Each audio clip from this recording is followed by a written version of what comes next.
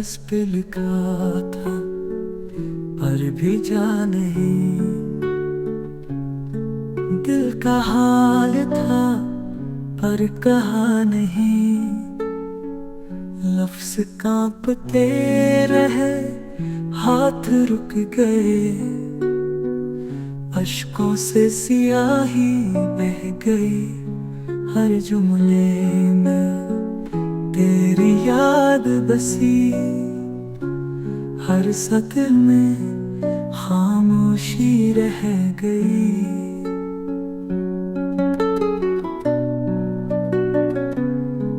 मैंने लिखा था तुम याद आते हो, और फिर वो जुमला मिटा दिया।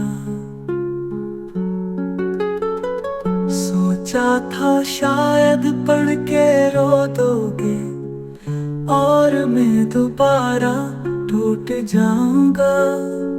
खत में सिर्फ दिल की धड़कन थी, और तुम्हारे जाने की सदा थी।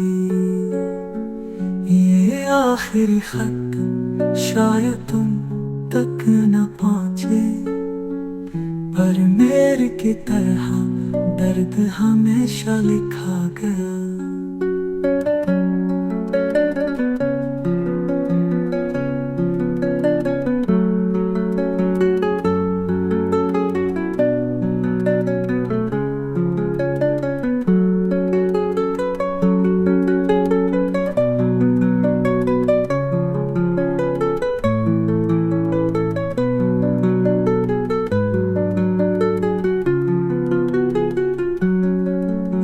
आखिरी खत शायद तुम तक न पहुंचे, पर मेरे की तरह दर्द हमेशा लिखा गया।